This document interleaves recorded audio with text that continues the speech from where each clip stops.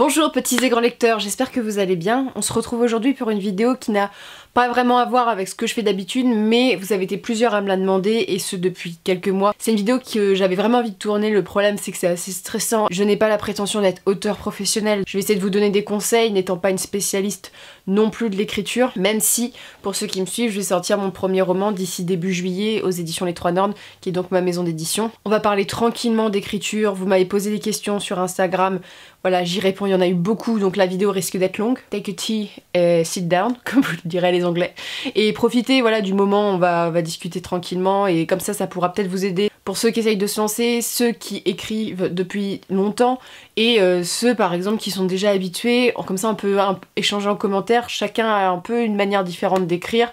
Il n'y a pas de bonne ou de mauvaise manière selon moi. Les deux premières questions sont des questions assez générales quant à l'édition de manuscrits. Comment savoir que votre roman est prêt à être envoyé à des maisons d'édition? C'est une question extrêmement difficile à répondre parce que ça dépend que de vous, c'est pas à moi de juger, mais je pense que à force de l'avoir relu, recorrigé, il y a un moment il faut que t'arrêtes, il y a un moment il faut que tu stoppes. Moi je suis le genre de personne qui recorrigerait à l'infini mon récit. Je pense qu'il y a beaucoup de perfectionnistes qui sont comme ça, mais on a besoin, on se dit on pourrait toujours corriger ça. Le problème c'est que les années passent, voilà, les mois passent et t'es en mode à un moment il faut se lancer, c'est un peu il faut se jeter à l'eau.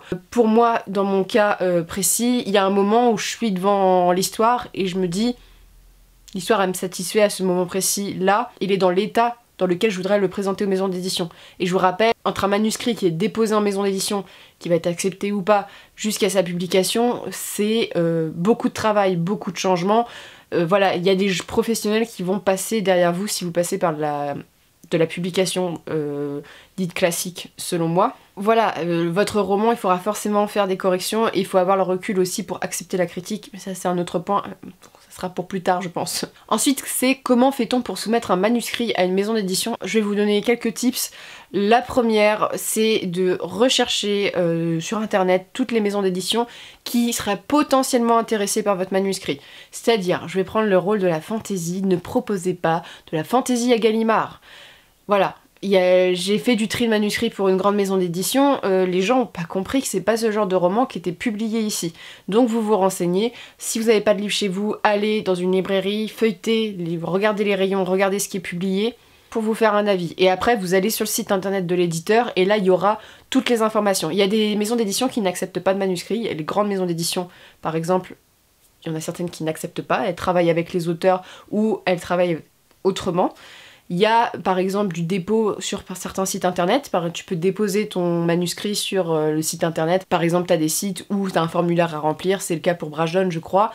Bref, en fait tout est listé dans la maison d'édition et il faut lire attentivement chaque chose qui est demandée, le format, le nombre de signes acceptés, bref, pour avoir potentiellement le plus de chance. Et par pitié, essayez de personnaliser quand vous envoyez une lettre, parce que souvent vous envoyez le manuscrit, mais souvent il y a une lettre d'accompagnement pour présenter le projet, vous présentez vous-même, personnalisez un peu. Et essayez de rendre quelque chose d'assez propre, lisible, mais normalement tout est marqué sur les sites de maisons d'édition. Internet est magique pour ça.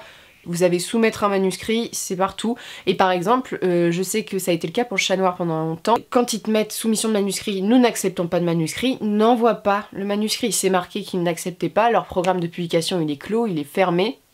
Voilà, c'est comme ça. Après on va passer à quelque chose plutôt sur ma manière d'écrire. Voilà, c'est plus personnel, là c'était plus une globalité, je sais que ça intéresse des gens.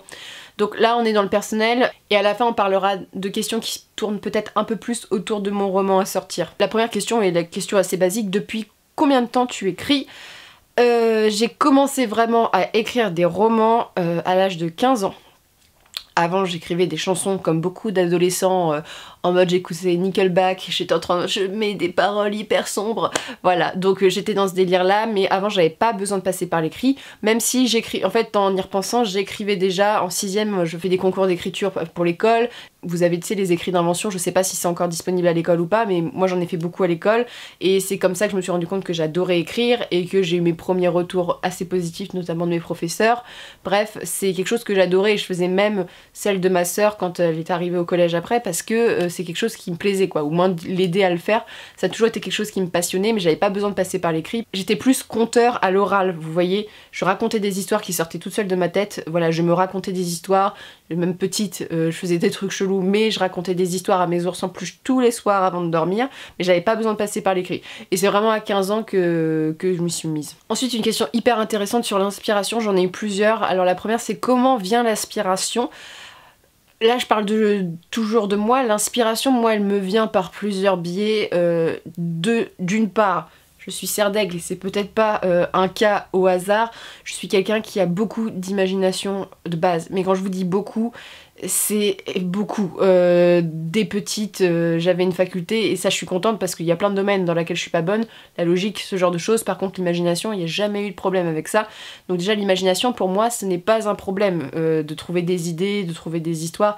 Ça n'a jamais posé de problème. Au contraire, j'en ai trop. Donc j'ai trop de choses dans la tête. C'est problématique aussi. Après, l'inspiration, moi, elle vient quand, par exemple, j'écoute de la musique, bon, comme beaucoup, surtout quand je vais me balader. J'ai la chance d'habiter à la campagne, dans les forêts, tout, vous allez vous balader en forêt, c'est quand même le lieu où tu as le plus d'imagination, en voiture, bref, quand tu éteins un peu ton cerveau, quand tu laisses ton corps partir, voilà, il fait son petit boulot, il marche, le cerveau il fonctionne, et moi l'inspiration je la trouve dans la nature, je la trouve aussi auprès de gens que je rencontre, voilà. Ça c'est important, l'inspiration moi elle vient de par là. Ensuite la question c'est comment trouver l'inspiration. Alors c'est un peu compliqué quand tu l'as tout le temps, mais la trouver après, c'est un peu compliqué de forcer aussi ça, parce qu'il y a des méthodes je crois pour forcer. Typiquement la musique est un bon moyen, pour moi ça marche efficacement on va dire. Tu peux la trouver...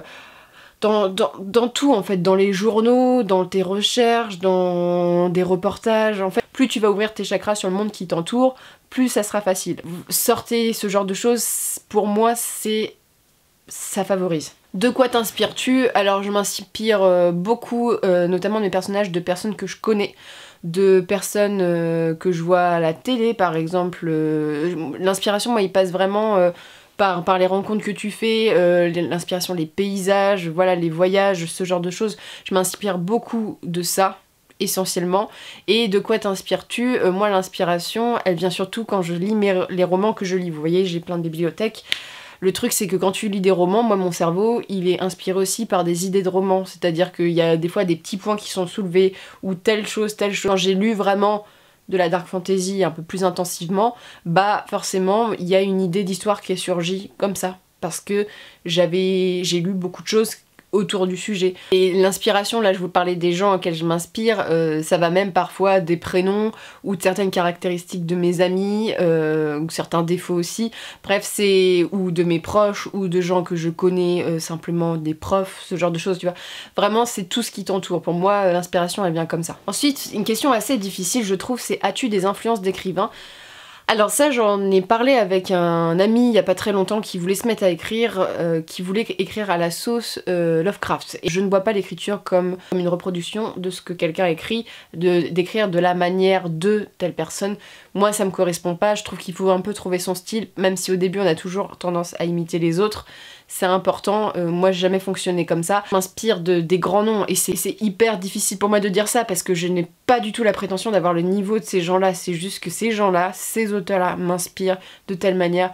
Par exemple, tu vois, on a Le Sorceleur, on a Les Salauds Gentilshommes, on a Anthony Ryan là qui est sorti Bloodsong. Par exemple pour mon roman de Dark Fantasy, j'aimerais un jour faire quelque chose comme ça. Il y a des auteurs comme Georgia Caldera pour certains points. Il y a tous les grands noms de la fantasy m'inspirent, mais je n'écris pas à la sauce de certains. Voilà, je sais pas si vous voyez la différence, mais pour moi c'est bien aussi de trouver son style même si c'est pas quelque chose de facile. Et c'est pas quelque chose qui reste dans le temps non plus. Ensuite c'est te bases-tu sur des recherches? Ah bah oui, je fais que ça. C'est-à-dire que le roman que je sors, c'est un roman de steampunk et particulièrement une uchronie, donc c'est une réécriture d'une période historique parce qu'il y a un événement qui a bouleversé le monde.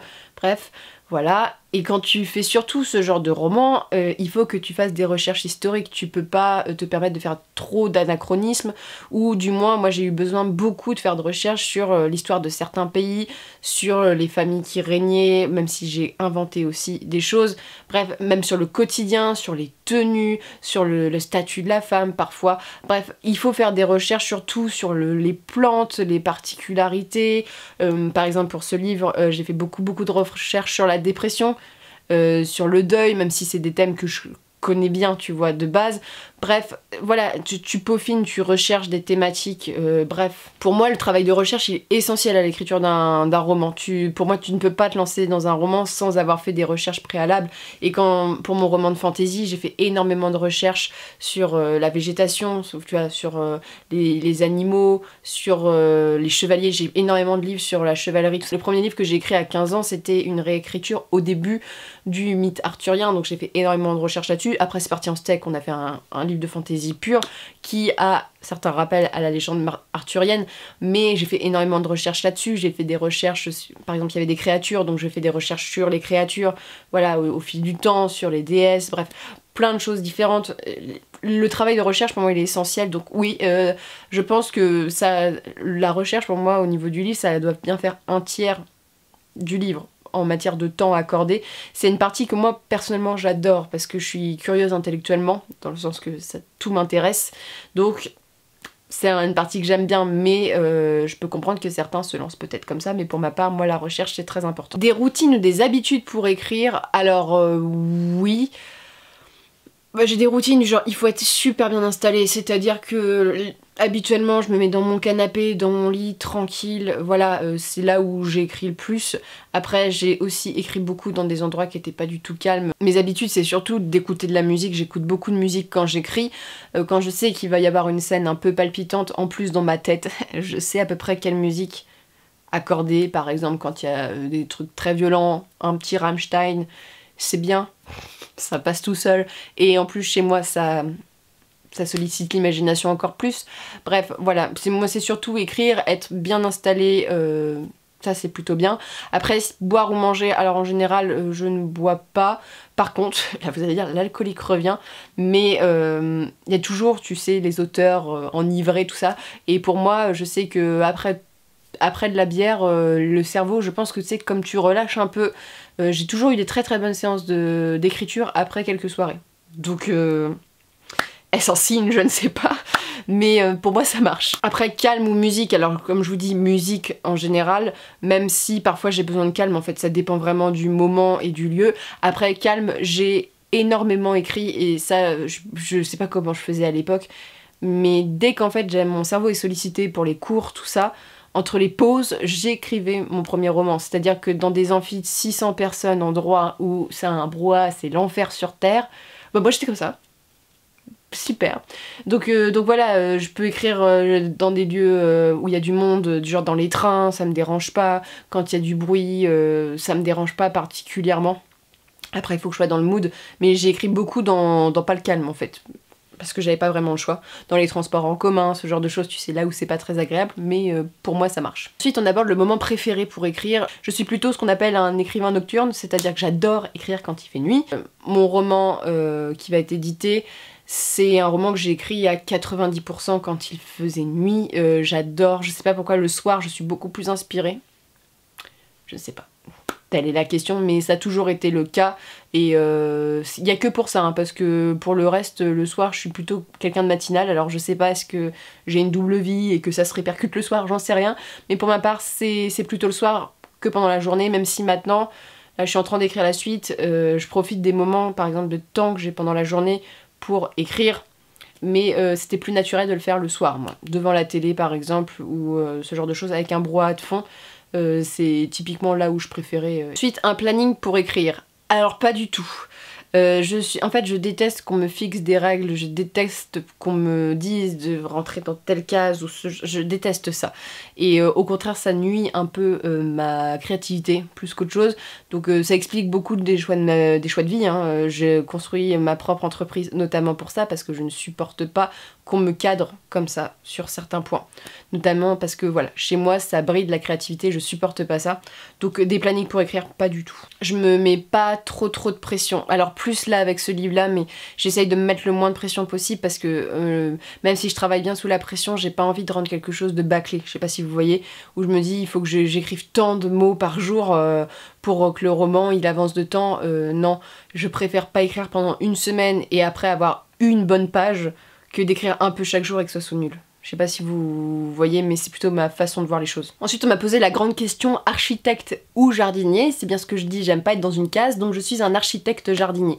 C'est-à-dire que je prévois un minimum ce qui va se passer. Voilà, j'ai quand même une certaine construction et une certaine façon de voir en mode tel personnage existe, tel personnage existe, tel personnage existe. Tu vois, je préfère faire ça. Mon univers, il est comme ça, comme ça, comme ça. Par contre, je vais pas non plus extrêmement profondément. Quand je vois des fiches de personnages qui sont remplies de A à Z, je fonctionne pas du tout parce qu'en fait, quand je fais mes premiers jets, en fait, l'histoire, elle s'échappe totalement de moi, elle s'échappe de mon contrôle et je préfère ça. Donc ça doit être mon côté jardinier où je plante ma graine et que je laisse aussi un peu voir ce que ça donne. Parfois, je fais plusieurs versions, par exemple, d'une même scène et en fait, je me dis, parce que j'avais prévu, en fait, c'est vraiment pas aussi bon, selon moi, que ce qui va donner ce côté jardinier. Donc en fait, je suis un architecte qui aime jardiner. Et vice versa, un jardinier qui aime l'architecture. Donc voilà, je choisis pas de camp, je sais que dans les méthodes c'est soit on est l'un soit on est l'autre, pour moi la preuve que non. Une méthode pour organiser les personnages et les univers. Alors comme je vous l'ai déjà dit, je fonctionnais un petit peu aux fiches personnages mais j'en avais pas vraiment besoin. En fait moi ce que je fais en général c'est que je prends mon fichier Word, je fais ma liste de personnages avec les grands traits, je mets mes villes, je mets toutes mes recherches qui est important, voilà, je construis comme ça. Mais comme j'expliquais, comme là j'ai d'autres idées pour un roman qui n'a rien à voir, j'ai besoin de faire des fiches et ce genre de choses, des fiches personnages, des fiches univers pour pas me perdre et pour pas oublier des idées en fait, parce que ça serait bête de perdre des idées parce que je dois écrire ce roman là et pas celui-ci à ce moment précis. Donc c'est quelque chose auquel je vais me mettre de plus en plus, mais mine de rien, plus j'y réfléchissais, plus je le faisais sans passer par des belles fiches en fait. Je faisais... voilà, je marquais le nom, je marquais tout ça, et à un moment, je suis le genre de personne où j'ai même pas besoin de regarder ma fiche parce que le personnage, je vis tellement avec lui, genre il est tellement avec moi et je suis tellement avec lui qu'à un moment, il est là quoi, je sais ce qu'il est, j'ai pas besoin de me rapporter à la fiche. Voilà, je le différencie. Ensuite, la grande question plan ou feeling. Comme le jardinier et l'architecture, je fais les deux. C'est-à-dire qu'en général, je planifie le chapitre qui suit, voire le chapitre d'après, où je vais me mettre, par exemple, je marche beaucoup à roman choral, c'est-à-dire que je vais avoir un personnage avec un point de vue, un autre personnage avec un point de vue, et je sais que dans telle scène, il va y avoir ça qui va se passer. Et après, j'y vais en mode, on y va. Donc c'est un plan, mais un plan sur le court terme, on va dire. La question ensuite est hyper intéressante, c'est choisis-tu ta cible avant d'écrire? C'est-à-dire que, est-ce que je choisis dès le début si je m'adresse à des jeunes, si je m'adresse à des adultes? Oui, et c'est quelque chose que je conseille parce que après on se retrouve avec des romans hybrides et parfois c'est ce qui va pas dans un roman, c'est que il y a un problème notamment par exemple de langage, il y a voilà, par exemple un style hyper châtié quand tu t'adresses à des enfants, ça va pas. Il faut que tu trouves je trouve qu'il faut savoir à qui tu t'adresses, notamment pour choisir le vocabulaire, pour choisir aussi les thématiques, c'est-à-dire que moi j'écris quand même exclusivement des romans pour adultes, avec des thématiques qui sont difficiles, avec des scènes, même si c'est pas des descriptifs sanglantes ou liées au corps, ce genre de choses, que tu ne peux pas montrer à des enfants ou très peu même à des ados. Donc dès le début, je sais à qui je m'adresse, voilà, donc pour moi c'est important de le savoir. Ensuite une question, écris-tu par passion ou par pragmatisme, c'est-à-dire en pensant au public, à l'intérêt du public, à ce qu'aime le public. Ça c'est une question hyper intéressante. Moi j'écris par passion, je le dis, c'est la première chose que je fais. Et au plus de ne pas penser ça plairait au public, ça plairait au public. J'avais tendance à avoir ce tort là pour mon premier roman et pour celui-ci non, c'est-à-dire que j'ai dépeint des personnages qui sont pas toujours agréables, qui sont pas des stéréotypes, des choses, voilà, des personnages qu'on ne retrouve pas forcément toujours, et c'est ça en fait, j'ai pas envie d'offrir au public ce qu'il a envie de lire ou de voir, c'est pas mon but, et ça c'est un peu compliqué parce que c'est vrai que ça serait facile, sinon j'écrirais une histoire de fae où il y a une histoire d'amour avec un prince, et voilà, avec une fille un peu badass, des personnages secondaires drôles, bref, ce qui marche en fait. Moi j'ai pas envie d'écrire quelque chose qui marche commercialement, c'est pas mon but. J'ai envie d'écrire quelque chose d'original qui me ressemble et qui fait transmettre des messages et des idées qui me correspondent. Voilà. Les grandes têtes d'affiche, tu sais ce qui marche, tu vois ce qui marche. Les auteurs en général ils étudient ou même ils ont des conseils de leurs éditeurs pour dire bah ça serait sympa que tu fasses tel sujet. Pour moi c'est pas la peine.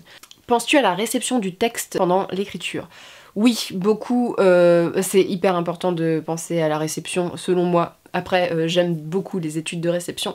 Je pense à la réception de plein de manières différentes, mais c'est important de dire j'aimais telle chose, le lecteur il va lire telle chose, c'est important de savoir que tu as énoncé tel fait. Mais j'écris surtout pour moi à la base, j'écris ensuite pour les autres, mais l'écriture elle est très personnelle pour moi. Ensuite on a une question, c'est pourquoi tu t'es mise à écrire? Qu'est-ce qui t'a poussé à écrire? Ça va pas être forcément extrêmement drôle. Je pense qu'à l'adolescence, tout le monde a une adolescence compliquée à sa manière. Moi j'habite en plus à la campagne, et ce qui est très drôle c'est que je me suis mise à l'écrire parce que si t'as pas de voiture à la campagne tu ne fais rien. Mes parents travaillent beaucoup, je suis l'aînée donc pas de possibilité de se bouger. Ce qui fait que d'être enfermé chez soi, hashtag le confinement, tous les gamins de campagne en été doivent connaître un peu ce que c'est le confinement chez soi, dans le sens que bah t'as pas de voiture pour sortir, donc il faut trouver des occupations. Typiquement, regarder Avant j'étais gros sur MTV, ça m'a vite saoulée. Donc voilà, j'ai essayé de trouver d'autres choses. À un moment, la télé, c'est saoulant. À cette époque-là, je commençais à lire pas mal, mais il y a lire non-stop et lire, donc je voulais trouver quelque chose à faire. Je commençais à écrire de la fanfiction depuis longtemps, donc ça commençait à me trotter, c'est pour ça. Et après c'est devenu nécessaire. J'ai pas tellement envie d'en parler pour tout vous dire, mais pour moi l'écriture c'est bénéfique quand tu vas mal. Plus je vais mal, plus je vais écrire et mieux je vais écrire d'une certaine manière. Donc en fait quand j'écris pas beaucoup, c'est que je vais bien d'une certaine manière. Donc c'est un peu triste hein, mais c'est vrai que j'ai fonctionné comme ça. Après j'écris aussi quand je vais bien, mais surtout quand je vais mal. Personnellement ça a été quelque chose de très important et c'est quelque chose que je conseille de faire. Si vous êtes triste pour telle ou telle chose, c'est bien. Il y a beaucoup de thérapies, par exemple thérapie de la dépression par l'écriture, la thérapie du deuil par l'écriture. Quand je vois le nombre de manuscrits que j'ai pu lire en maison d'édition, qui étaient des témoignages d'abus, qui étaient des témoignages de deuil, qui étaient des témoignages d'accidents de la route, d'accidents de vie, c'est que bien l'écriture sert à quelque chose et pour moi c'est comme ça que je me suis mis à écrire. Bref, c'était l'histoire triste. Utilises-tu la dictée vocale quand tu écris? Alors la dictée vocale, si j'ai bien compris, parce que pour moi la dictée vocale c'est soit tu t'enregistres tes notes à l'oral, genre comme les journalistes, soit pour moi la dictée vocale c'est relis tes textes à l'oral. Tu sais, quand tu relis tes phrases pour la construction, oui j'essaye de le faire au plus parce que c'est important de dire à l'oral ce que t'as écrit pour voir si ça sonne bien. Du moins j'ai fonctionné comme ça et c'est ce que mes profs de lettres en cours d'écriture conseillent. Quand tu commences à écrire, tu vois en premier les personnages ou l'histoire? Je pense que je vois les personnages en premier. J'ai toujours vu les personnages en premier, mais dans une histoire. C'est-à-dire que je les voyais dans un univers, je les plaçais à une époque ou ce genre de choses, mais c'est eux, c'est leurs traits de caractère, c'est leurs liens qui m'apparaissent en premier. Et ensuite l'histoire et l'univers surtout qu'apparaît, et ensuite l'histoire. Mon roman de Dark Fantasy, c'est un personnage qui est apparu comme ça dans ma tête, dans un rêve. Oui, c'était parce que tout m'apparaît dans des rêves. J'ai une imagination débordante, donc la nuit je rêve jamais de choses réalistes. Les gens rêvent beaucoup de choses de réalistes, du genre ils vont faire les courses, moi ça ne m'arrive jamais. Je passe la moitié de mes rêves à d'autres dragons, donc voilà, c'est ce genre de choses, mais ils m'apparaissent comme ça, et là c'est comme ça, c'est eux que je vois en premier et c'est eux que je rencontre. Et personnellement j'aime bien rencontrer mes personnages avant de raconter l'histoire, parce que l'histoire ne serait pas la même en fonction du caractère des personnages selon moi. Connais-tu la fin de ton roman quand tu l'écris? Oui, c'est-à-dire que même moi j'imagine le début, le prologue, et j'imagine la fin, et j'ai pas le milieu. Et ça c'est tout le temps moi. Là pour La Gardienne du Chardon, donc le roman qui sort, J'ai imaginé la scène de fin du premier tome. Quand vous le lirez, vous verrez, mais c'est la première scène que j'ai imaginée, c'est celle-là. Et c'est tout le temps comme ça, et c'est chiant, parce qu'il faut que tu remontes à l'envers l'histoire, et je peux vous dire que c'est pas très facile. Mais j'ai tout le temps la fin, je sais comment le tome 2 va se finir, j'ai l'épilogue dans ma tête. Bref, je lis beaucoup aussi les fins de livres avant de commencer le début, bon ça c'est un autre problème, mais j'aime bien lire les 3 dernières phrases.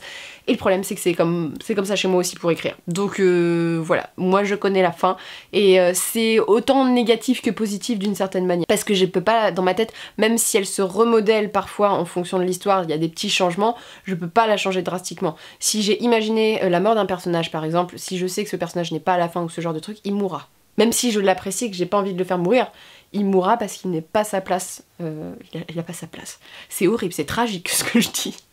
T'imposes-tu un quota de travail?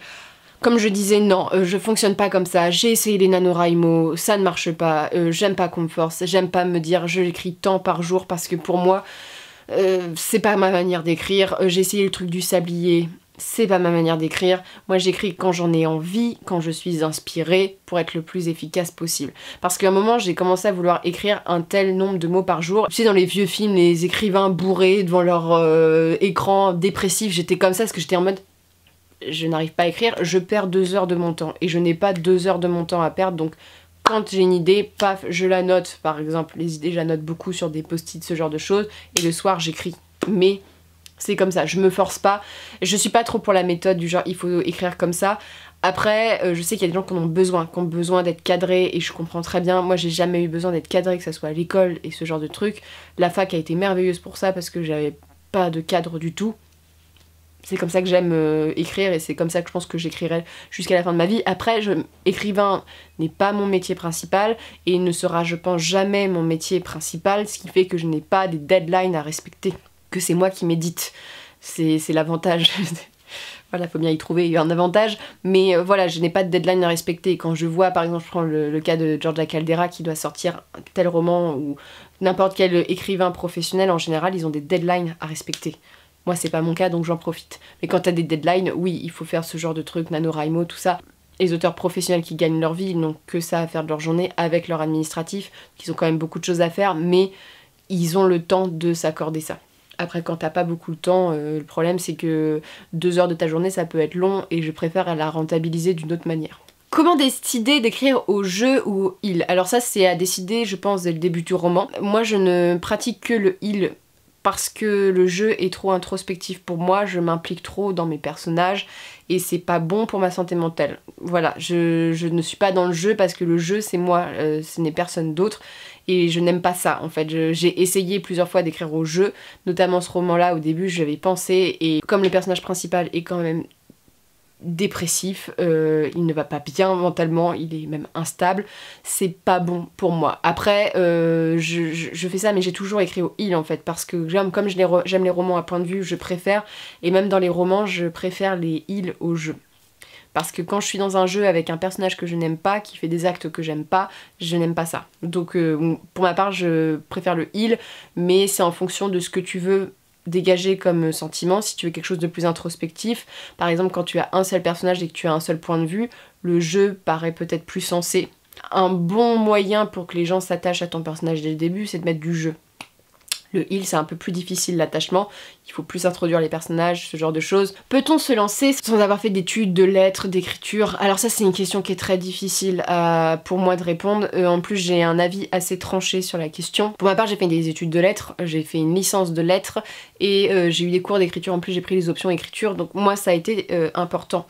Et pour moi les études de lettres ont été essentielles à mon parcours d'écrivain. Non, j'ai vraiment du mal à dire ça, mais ont été essentielles dans le sens que j'ai appris tellement de choses auprès des grands auteurs que je n'ai pas la prétention du tout de les imiter ou d'atteindre leur niveau, mais j'ai appris des choses auprès d'eux. Quand t'es en lettres, t'étudies les textes, mais t'étudies aussi la manière dont c'est écrit, tu as du vocabulaire, tu as une certaine manière d'écrire.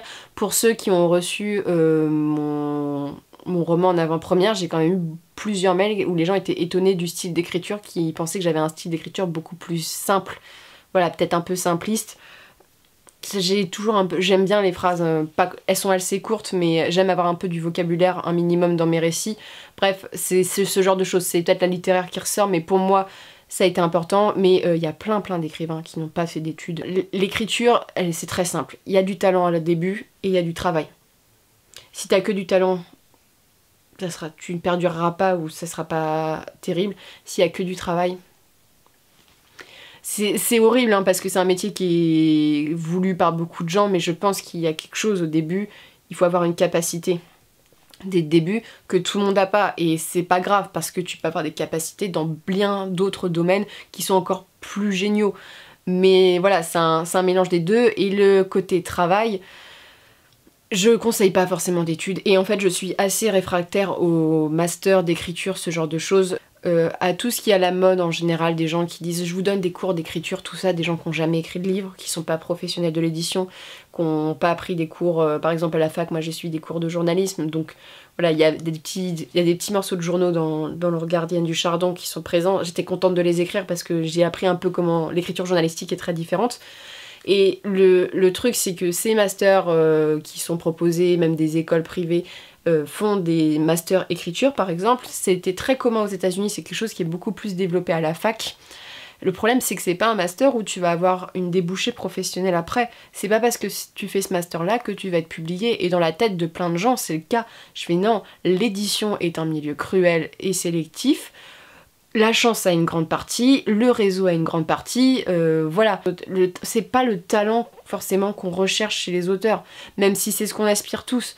Il y a d'autres données qui sont plus ou moins cruelles, bref, mais c'est comme ça. Et pour moi, ces masters peuvent peut-être vous aider à écrire. Je sais qu'il y a des écoles pour écrire des scénarios. Ils vont vous donner des clés, mais ça fera pas de vous un scénariste de génie, ça fera pas de vous un bon écrivain. Ça n'a rien à voir. Tu vas apprendre des choses, mais pour moi c'est le travail, et le travail tu peux le faire chez toi. En fait, plus t'écris, selon moi, plus t'as de chances d'être publié, plus tu vas développer des choses, plus tu vas t'améliorer. Mais est-ce que t'as besoin de payer une inscription universitaire avec des profs qui sont pas toujours des professionnels de l'édition? Après, il y a des masterclass à suivre, gratuites. Je sais que Sanderson donne des conseils. Tu prends les conseils, c'est bien, c'est gratuit. Essaye au mieux de prendre les conseils.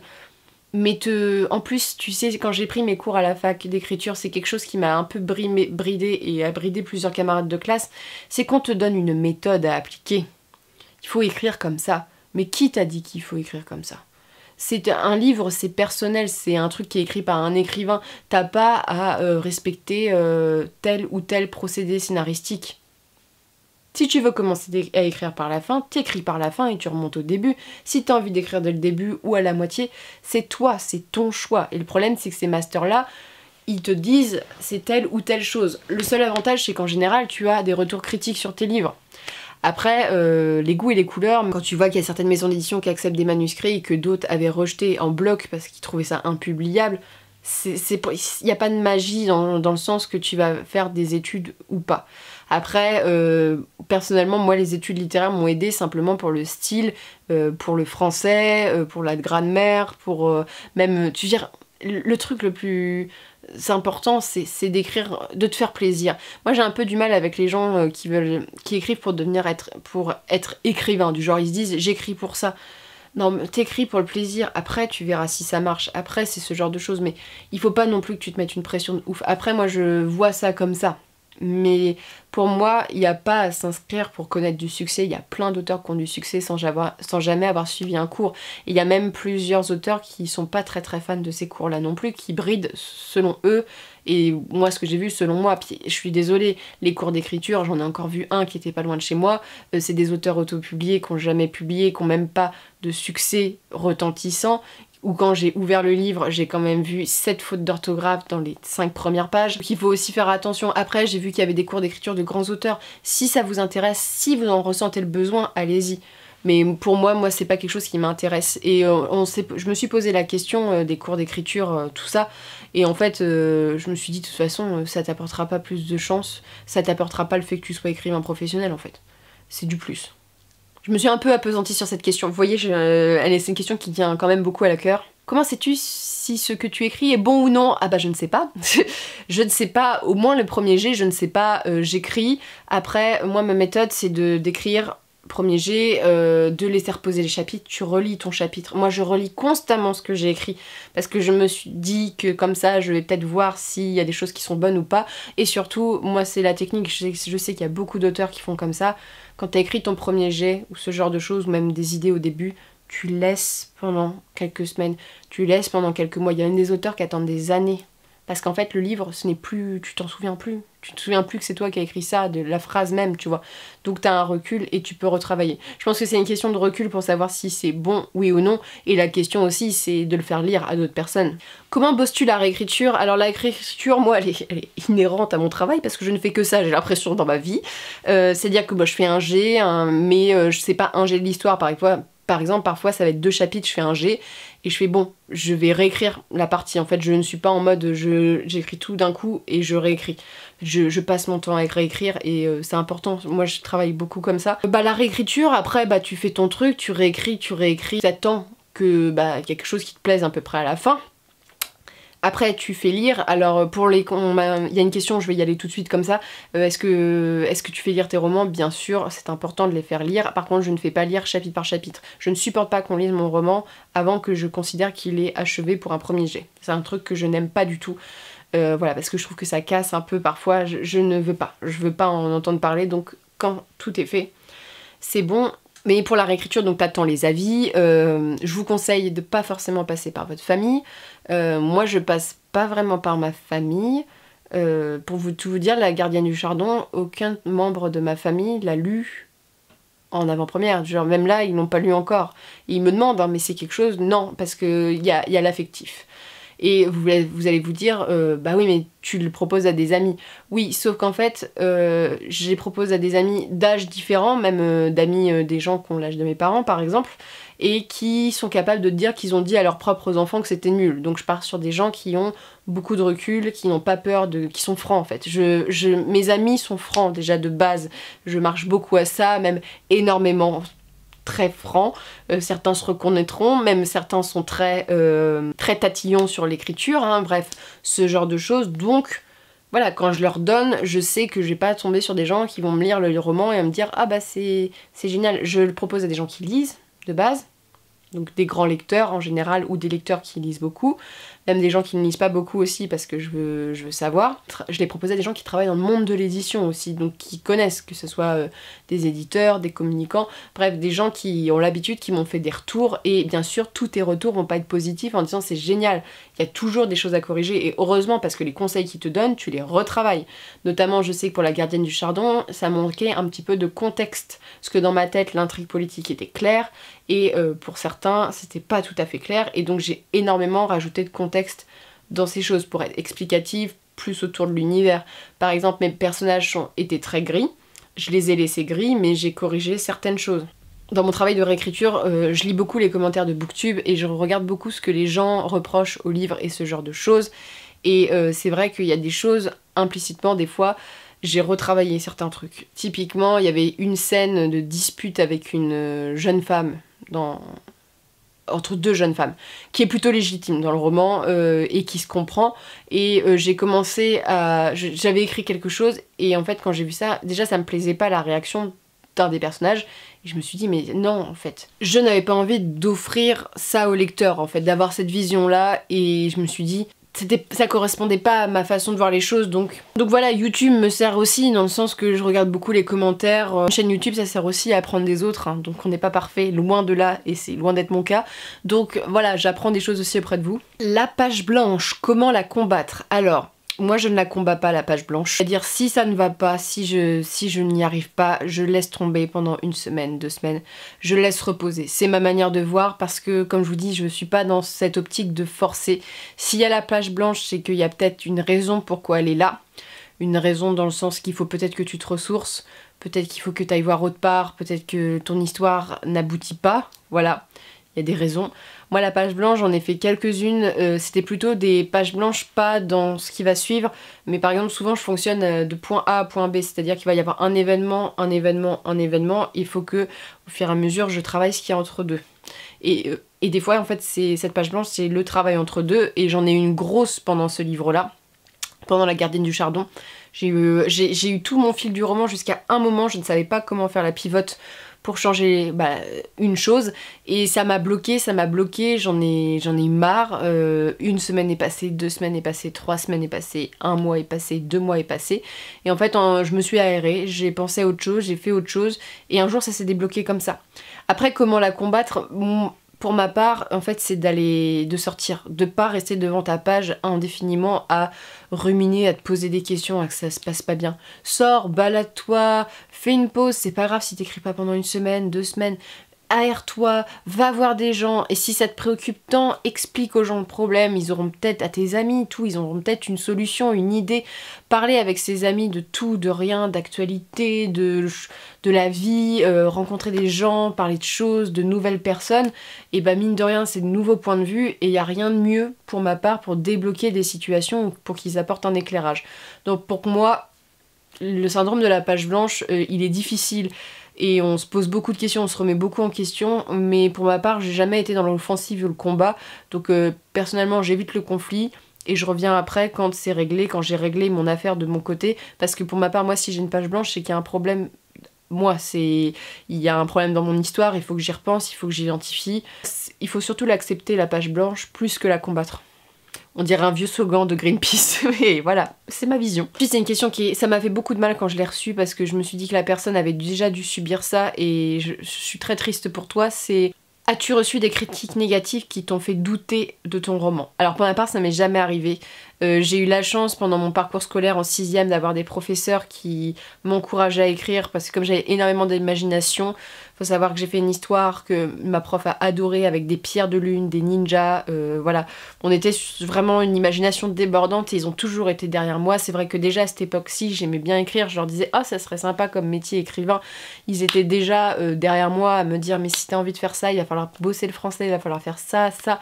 Ils étaient, tu vois, derrière, ils étaient là, donc j'ai pas eu de problème. Mes amis, bien sûr, il y avait des défauts dans le roman, il y a des choses qu'ils aimaient pas. Il y a même mon premier livre, il y a même quelqu'un qui m'a dit qu'il aimait pas ses personnages, et moi je comprenais pas.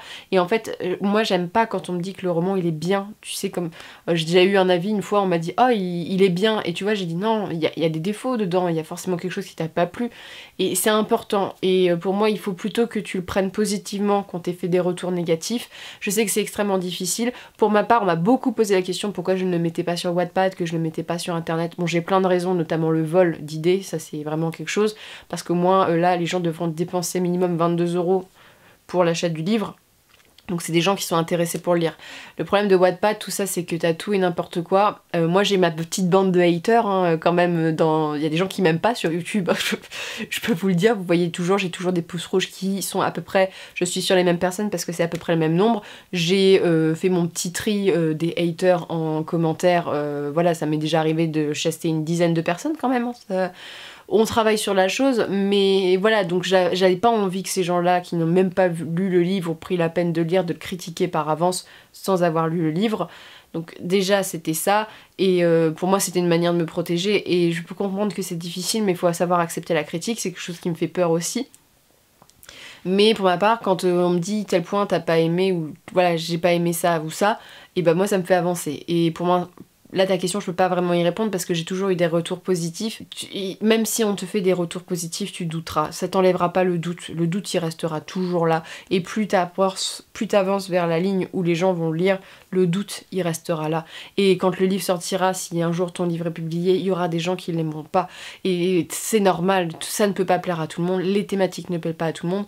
Et personnellement, les livres que tout le monde aime, c'est pas forcément des livres de très très grande qualité, hein. Il faut aussi relativiser là-dessus, et j'espère que tu régleras ça, mais je comprends. Je pense que ça arrive à plusieurs d'entre vous d'avoir eu des retours plus ou moins brutaux. Moi je suis partisane de je n'ai pas aimé mais t'expliques pourquoi, et il y a du respect pour tout. Tu respectes. Je suis pas partisane du c'est nul, point. C'est comme ça. Mais courage à toi, c'est difficile, et voilà, j'espère le vivre le moins possible qu'il soit, parce que c'est quelque chose de très dur à vivre, notamment parce qu'on me remet beaucoup en cause. C'est un métier qui est quand même précaire et c'est très personnel. Quand on attaque ton écriture, on a l'impression qu'on attaque ta personne aussi, parce que c'est toi qui écris. Voilà, donc voilà, j'ai pas vraiment de conseils pour ça. Souhaites-tu écrire exclusivement pour les adultes, ou penses-tu écrire pour la jeunesse et la YA? Moi je veux écrire pour les adultes, ça a toujours été mon but, j'ai envie de m'adresser aux adultes. Écrire pour les adolescents et les enfants c'est compliqué, c'est pas... je suis quelqu'un de franc qui aime bien aborder des thèmes problématiques, vous le voyez dans mes vidéos, je suis quelqu'un qui voilà, lit des choses aussi parfois problématiques, qui sont sanglantes. J'ai envie d'écrire ce que j'aime le plus lire, pour moi c'est la fantaisie adulte, donc, ou l'imaginaire adulte, donc voilà, pour moi c'est plus facile. En plus l'enfance c'est pas quelque chose qui me touche particulièrement. Voilà, il y a des gens qui veulent contribuer à l'éducation des enfants et c'est quelque chose que je suis heureuse, tu vois. Je suis contente quand il y a des jeunes qui me disent qu'ils se mettent à lire tout, mais c'est pas mon but numéro 1 dans la vie et pour ma part je me sens beaucoup moins contrainte. Parce que pour moi, la jeunesse et la young adulte, c'est vraiment contraint. Après, ça a des avantages, c'est-à-dire que t'as moins besoin de creuser ton univers. La critique est moins acerbe aussi, parce qu'un adolescent, mine de rien, il sera pas aussi blessant, je pense, qu'un adulte. C'est surtout parce que moi, j'ai envie de parler aux adultes que mes livres ont des thématiques trop difficiles et que j'ai envie de parler de choses qui me touchent personnellement et qui me touchent pas personnellement, mais de sujets qui sont pas forcément adressés aux adolescents. Mais il faut savoir que La Gardienne du Chardon, même s'il y a des sujets un peu difficiles, c'est largement... Tu peux le lire à partir de 16-17 ans. Moi, à partir de 16-17 ans, t'es un adulte. Dans ma tête, t'es capable de lire des sujets un peu plus trash. C'est à des questions sur La Gardienne du Chardon. Quand le livre, quelques jours avant sa sortie, je vais bien sûr faire une vidéo sur le sujet pour le présenter, voilà. Normalement, tu vois, je vais faire une vidéo de présentation. Là, c'est vraiment des livres qui ne parlent pas vraiment du livre, parce que je voudrais vous parler un peu plus du livre. Vous dire bah voilà de quoi il parle et peut-être quand il sortira peut-être faire une FAQ sur le sujet. Ce roman m'a tout d'abord demandé depuis quand je l'écris. Alors entre le début de l'écriture et là la fin, il y a 6 ans, allez, dont 4-5 mois de travail éditorial. Donc voilà, c'est long, je l'explique beaucoup, hein. Déjà je suis pas forcément, comme je me force pas, j'avance pas non plus à un rythme de fou. Surtout, j'ai beaucoup de choses à faire, j'ai eu mes études à côté, j'ai beaucoup de choses à faire. Voilà, je lis, en fait je ne voulais pas que l'écriture prenne le pas sur la lecture, parce que moi la lecture c'est un des moteurs essentiels de pourquoi j'écris et comment j'écris surtout, parce que je suis partisane des auteurs qui lisent beaucoup pour écrire. Il y a des auteurs qui ne lisent pas, mais moi j'ai besoin, plus je lis, plus j'ai l'impression que, pas que je me sens légitime, mais plus je suis à l'aise. Donc 6 ans c'est long. Il y a plusieurs auteurs que j'ai rencontrés dans ma vie, à plein de moments différents, qui m'ont toujours dit, et c'est bizarre parce que c'est une date qui revient essentiellement, pour écrire un bon roman il faut minimum 3 ans. Et j'ai jamais compris pourquoi, mais en fait c'est tout ce processus où il faut laisser quelques mois en attente, la réécriture, le roman. Faut savoir qu'un roman, en fonction de ce que t'écris, forcément il n'aura pas le même objectif et la même date. C'est-à-dire que tout simplement, entre un roman de fantasy et une romance contemporaine, même si je dénigre loin de là la romance contemporaine, un roman de fantasy va te prendre beaucoup plus de temps parce que tu n'as pas d'univers. Tu peux faire quelques recherches, mais ça te prend pas autant de temps. Tu n'as pas un truc à construire de A à Z, tu vois. Là, moi, pour La Gardienne du Chardon, j'ai fait énormément de recherches sur le contexte historique, j'ai dû revérifier des choses, les vêtements. C'est un livre qui est assez long aussi en termes d'écriture. Et voilà, c'est un livre où il y a quand même de la lecture. Il y a beaucoup de choses qui font que c'est plus ou moins long. Et l'inspiration, le steampunk en fait, il y a 6 ans je connaissais pas trop. C'est un genre que j'aime bien parce que j'aime beaucoup la thématique de la science et de la religion opposée. Le 19e siècle c'est un siècle qui me passionne. La révolution industrielle ça a toujours été un siècle qui me passionne. Le règne victorien est un siècle que j'adore. Et en fait j'ai lu plusieurs livres qui se passaient dans cette époque-là. J'ai lu Anno Dracula par exemple que j'ai adoré et j'ai beaucoup aimé l'univers.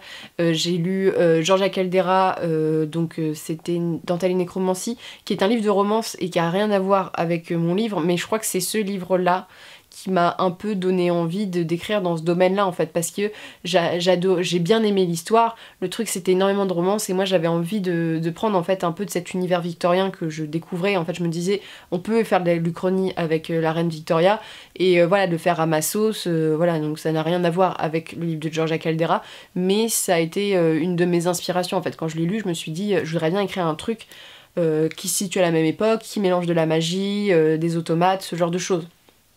Donc c'est parti de là. Donc l'inspiration elle est venue de là. Et surtout, cette idée, elle me trottait quand même un petit peu dans la tête Oui, il y a 6 ans, parce que il y a 6 ans, je venais de finir depuis de longs mois mon premier roman de fantasy. Je m'étais rendu compte que c'était impubliable par la longueur du texte et parce que j'ai commencé à 15 ans et que voilà, c'était pas publiable pour plein de raisons différentes. J'ai eu aussi un petit blocage sur cette histoire pour plein de raisons, que ce soit personnelles ou liées au roman, et j'avais envie d'écrire autre chose, et en fait c'est cette envie d'écrire autre chose qui m'a fait plaisir, et c'est aussi à cette époque-là où je commençais à être en lettres, j'apprenais des choses, je me suis renseignée sur l'écriture, j'avais les clés en main. Le premier roman, c'est vraiment, j'avais couché plein d'idées comme ça sur un papier, là c'était plus structuré.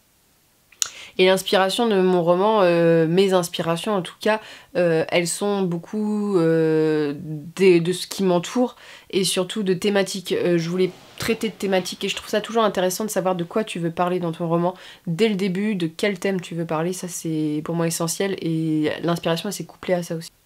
Ensuite, il y avait 2 questions, alors la plus centrée, et je vais pas vraiment vous dire beaucoup de choses parce que j'ai envie de vous teaser et pas raconter l'histoire. J'aime bien un peu le mystère qui est autour de ce roman. Il y a plein de gens qui me disent mais de quoi ça parle tout. Moi je suis en mode ah vous saurez plus tard. Voilà, je m'amuse. Le thème principal c'est la famille. C'est vous allez vous dire ça ne fait pas du tout fantasy, mais c'est les thématiques qui ressortent, c'est la famille.